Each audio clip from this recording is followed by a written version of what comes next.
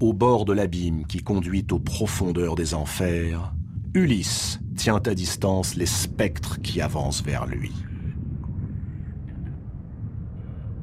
Il a vu l'ombre de sa mère. Il a parlé au devin Tirésias, qui lui a indiqué quelle route le conduirait à Ithaque, sa patrie. Et tout à coup, le peuple des morts a fui, dans une grande panique. Ulysse sait que nul mortel n'est autorisé à pénétrer dans le royaume des ombres. Circé, la magicienne, qui l'a envoyé jusqu'ici, le lui a maintes fois répété. Mais une force invisible semble le pousser vers l'abîme où les morts ont disparu.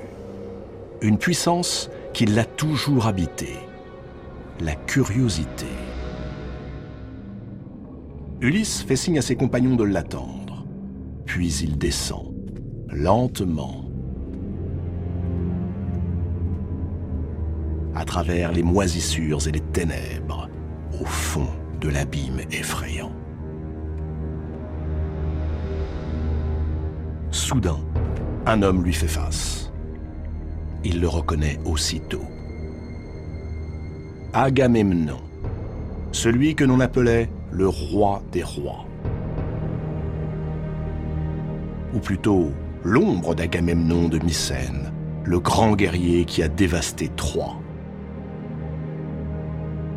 Ulysse a combattu à ses côtés pendant près de 10 ans. Ainsi donc, Agamemnon a péri à son tour. Mais comment?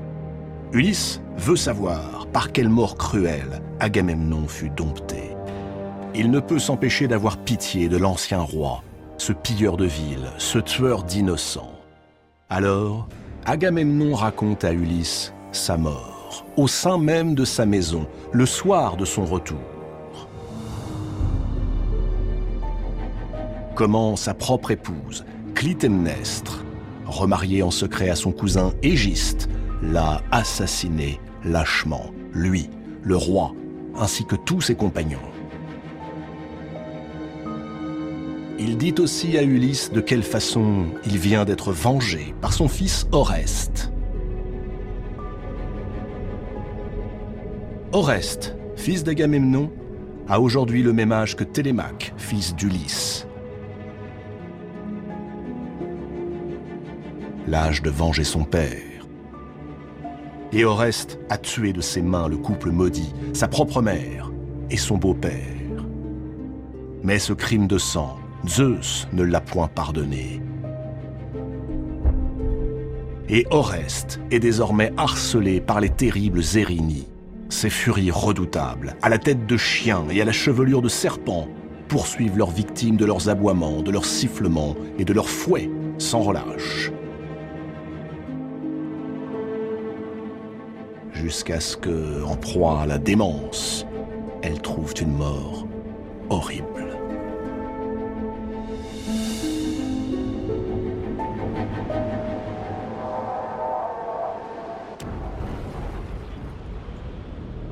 Agamemnon met Ulysse en garde. Quand il rentrera chez lui, à Ithaque, qu'il n'apparaisse surtout pas au grand jour, qu'il se cache ou se déguise. Sinon, il connaîtra le même sort que le roi des rois.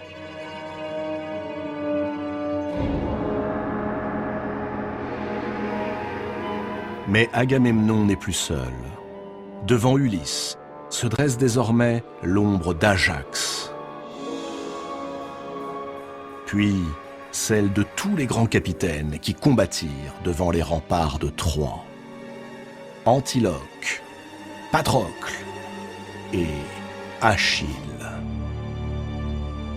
Achille, le plus glorieux de tous les guerriers que le monde ait portés. Achille, dont la colère provoqua la chute de Troie. Achille, dont le nom et la cruauté inspirent désormais l'effroi aux morts eux-mêmes. Mais la force et la vigueur qui animaient autrefois le grand guerrier ont disparu. Celui que les Grecs honoraient comme un dieu n'est plus qu'un spectre qui s'adresse à Ulysse comme un pauvre fou. Comment a-t-il osé se rendre dans la prison d'Hadès, où demeurent les morts, privés de tout? Achille et Ulysse, à nouveau, se font face. Ulysse voudrait rassurer son vieux compagnon. Sur Terre, nul n'a oublié son courage, et ses exploits seront chantés pour l'éternité. Son nom restera à jamais dans la mémoire des hommes. Et même ici, sous terre, il continue d'inspirer crainte et respect. Qu'il ne regrette rien, pas même la vie, car de tous les hommes, Achille est et restera le plus célèbre. Achille repousse les louanges d'Ulysse avec tristesse. Inutile d'adoucir la mort, Ulysse n'en connaît rien. Achille, maintenant qu'il est sous terre, pèse le poids terrible du choix qui s'offrait à lui.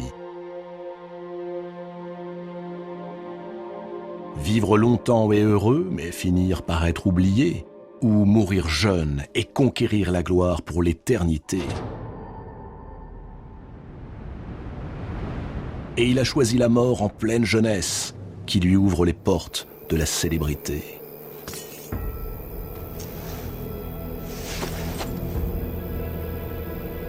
Ah, s'il avait su. La gloire n'a de sens que dans la lumière de la vie. Aujourd'hui, Achille préférerait être sur terre, bien vivant, même paysan, même domestique, même esclave, qu'importe, mais vivant, entouré des siens, plutôt que de régner ici, parmi les ombres inconsistantes des morts. Et Achille désigne à Ulysse les formes qui les entourent. Il y a là tous les morts glorieux du passé, ceux qui périrent pendant la guerre de Troie, mais aussi les grands rois de jadis. Minos, qui fut roi de Crète. Orion, dont on dit aujourd'hui encore qu'il fut le plus bel homme du monde. Sisyphe, en proie à ses éternels tourments. Oedipe, le roi devenu mendiant et qui préféra se crever les yeux pour se punir de ses crimes involontaires. Et tant d'autres. Tristes et immobiles, toutes ces âmes mortes gémissent et ressassent leur peine. Non, Achille ne souhaite à personne cette gloire qui, certes, survit dans les mémoires, mais le plonge dans le néant sans jamais avoir connu le bonheur d'être aimé.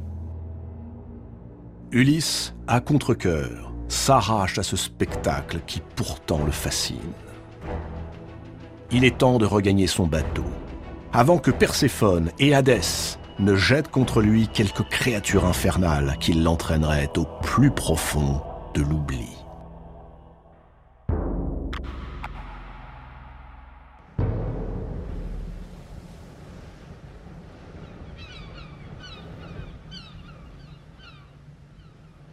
Sur le pont des navires règne un silence total. Les marins d'Ulysse n'oublieront jamais ce qu'ils viennent de vivre. Les plaintes et le fracas des chaînes résonnent encore à leurs oreilles. Les pensées d'Ulysse vont à Achille, Agamemnon, Ajax, Patrocle et à tous ces valeureux guerriers réduits à n'être plus que des ombres languissantes pour l'éternité. C'est donc ainsi que les dieux récompensent les exploits, le courage, l'honneur, en enfermant chacun dans une prison de ténèbres. Les dieux, décidément, sont bien injustes.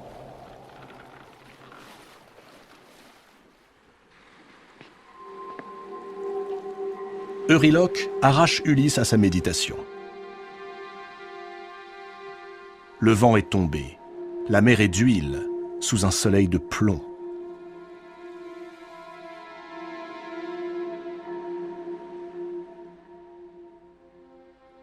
Les navires sont immobiles, figés, à l'endroit même où, dit-on, vivent les sirènes. Les sirènes, Tirésias a prévenu Ulysse que pour leur échapper, il devrait inventer de nouveaux stratagèmes. Tous les marins connaissent la légende des sirènes. Le chant des sirènes est, dit-on, le plus mélodieux qui soit, le plus pur, le plus parfait, le plus divin. Nul ne peut y résister.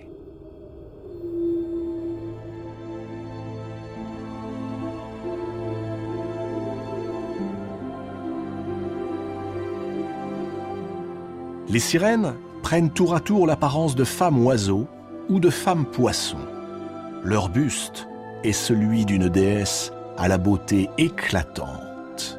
Il surmonte une unique et scintillante nageoire, ou bien des ailes aux couleurs chatoyantes qui leur permettent de voler. Leur mélodie inspire l'amour et le désir à ceux qui les entendent, et quiconque prête l'oreille se jette aussitôt à l'eau pour les rejoindre. Alors, ces jeunes femmes à la beauté indépassable montrent leur véritable visage. Elles se métamorphosent en créatures hideuses, effroyables, aux crocs acérés et aux yeux de flamme.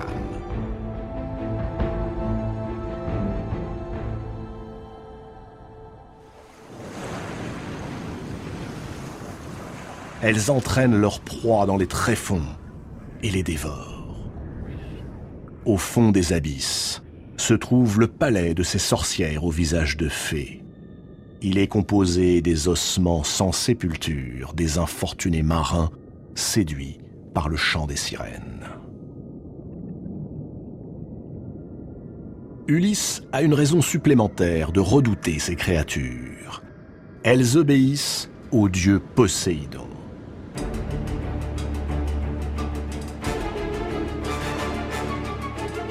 Et Poséidon entend bien mettre un terme à l'odyssée d'Ulysse et de ses compagnons. Circé, le jour de leur départ, avait parlé à Ulysse des sirènes, ces divinités impitoyables, totalement maléfiques. Pour ne pas céder à leur chant trompeur, avait dit la magicienne, qu'Ulysse emporte avec lui de la cire, dont il se bouchera les oreilles, ainsi que tous ses compagnons. Alors, nul n'entendra le chant des sirènes, auquel il est impossible de résister. Et surtout, qu'Ulysse et ses hommes rament et ne s'arrêtent pas. Euryloque, fidèle aux instructions de la magicienne, ordonne que l'on ferle les voiles et que chacun se mette aux rames. Puis Ulysse fait fondre la cire et la distribue à chacun de ses compagnons.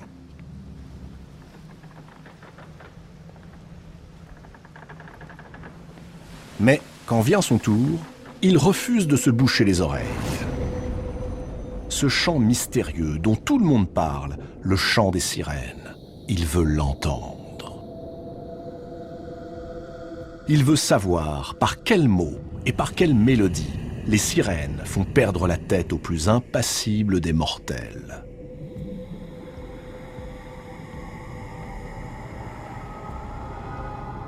Euryloque et Polythèse et tous les compagnons d'Ulysse tentent de le raisonner. A-t-il perdu la tête ? À maintes reprises, sa curiosité maladive a failli leur coûter la vie. Cette fois-ci, c'en est trop.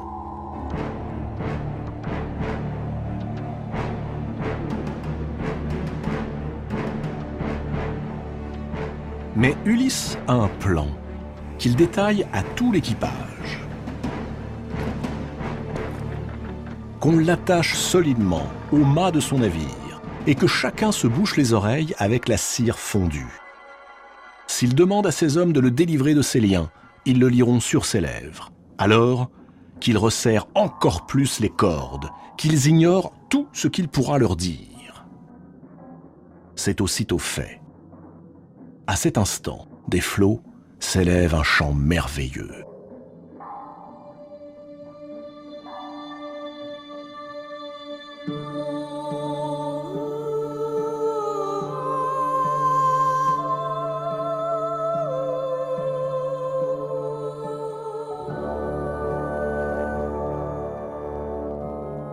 Ce qu'Ulysse entend lui brise le cœur.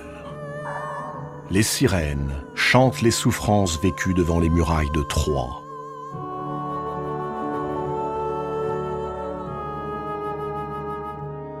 Les souffrances endurées à Ithaque par Pénélope et son fils Télémaque, abandonné par un mari et un père, devenu un vagabond. Les souffrances du vieux Laërte, désespéré par l'absence de son fils. Les sirènes lui promettent que s'il les rejoint, elles lui offriront de revoir les siens. Il repartira riche de nouveaux savoirs. Subjugué par le chant des sirènes, Ulysse se débat. Il tente de défaire ses liens, fixe leur visage à mesure qu'elle le flatte et l'enveloppe de tendres promesses.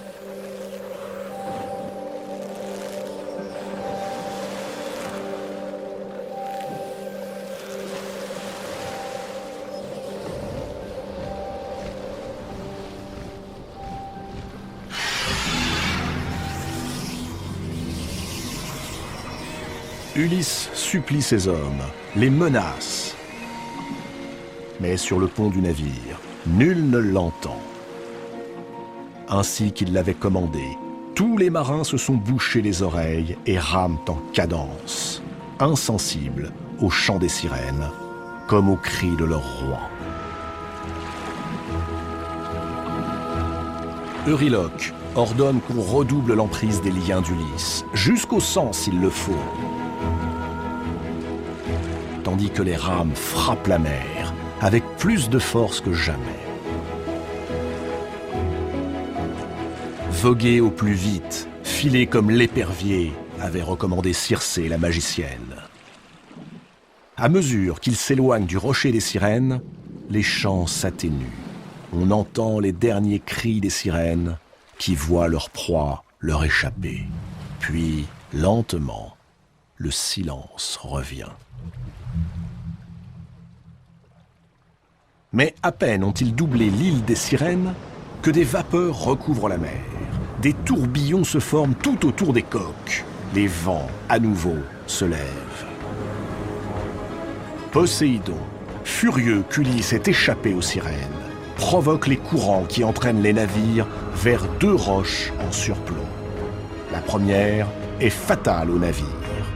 La seconde, aucun des vaisseaux qui l'atteignit jamais n'en réchappa. Ce sont Charybde et Scylla. Ces deux rochers monumentaux sont en vérité des monstres terrifiants.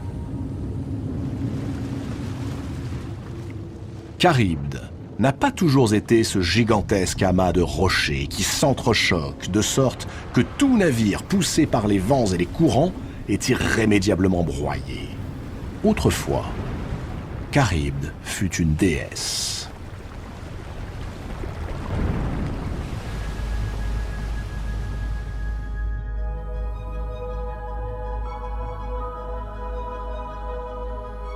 Charybde est née des amours de Poséidon et de sa propre mère, la Terre, Gaïa. C'était une jeune fille ni plus jolie ni plus laide qu'une autre. Mais un jour, sans que l'on sache pourquoi, elle s'est mise à dévorer tous ceux qui passaient près d'elle. Animaux, enfants, hommes, femmes. Rien ni personne ne trouvait grâce à ses yeux. Zeus, exaspéré par son comportement, décida de la châtier. Il abattit sur elle sa foudre et la précipita dans la mer, où elle devint ce qu'elle est aujourd'hui. Un être hideux qui fait corps avec ses rochers et que les marins ont nommé les roches errantes.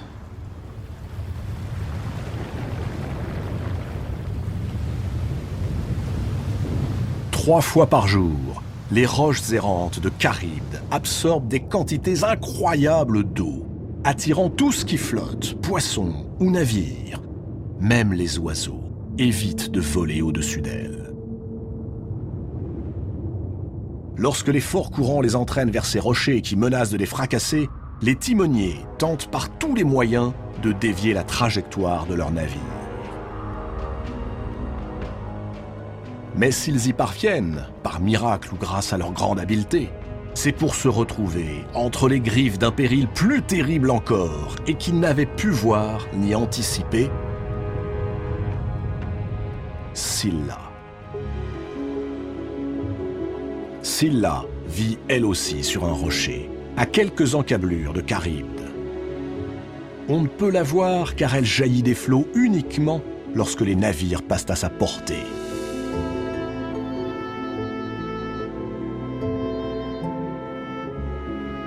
Redoutable, immense, si haute qu'elle frôle le ciel et déchaîne des bourrasques qui font chavirer les bateaux les mieux charpentés. Scylla n'est pas seulement ce rocher si lisse qu'aucun mortel ne pourrait y grimper ni s'y tenir. C'est un monstre que même les dieux, même Poséidon, redoutent de croiser. Elle a 12 pattes difformes, 6 coups sans fin, et sur chacun, une tête effrayante ornée de 3 rangs de crocs acérés.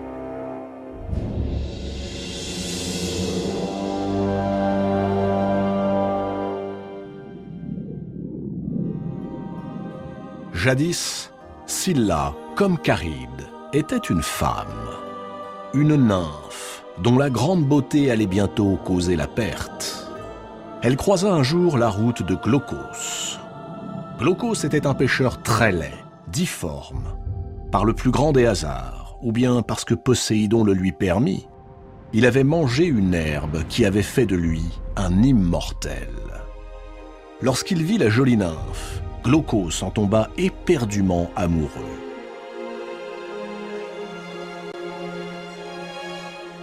Mais Scylla repoussa ses avances.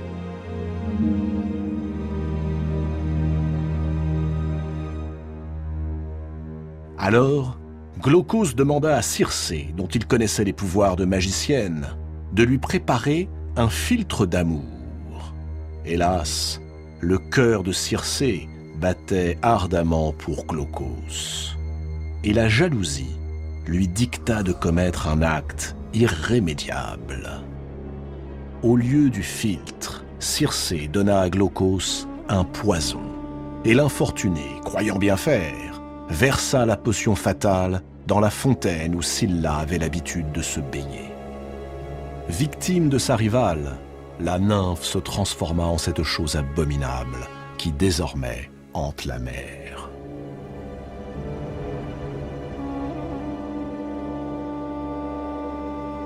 Pour le malheur d'Ulysse et de ses hommes, Charybde et Scylla vivent l'une en face de l'autre, à une simple portée de flèche.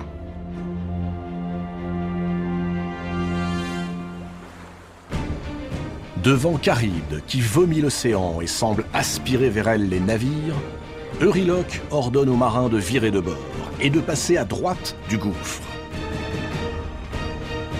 Mais Ulysse sait que Scylla sortira aussitôt des flots et les taillera en pièces.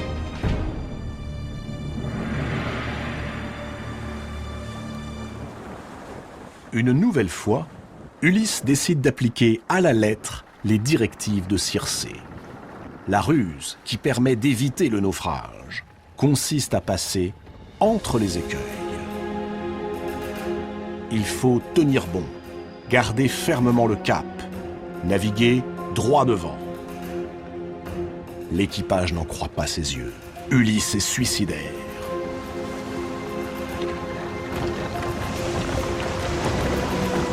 Le navire avance en direction du rocher noir où se tient Charybde.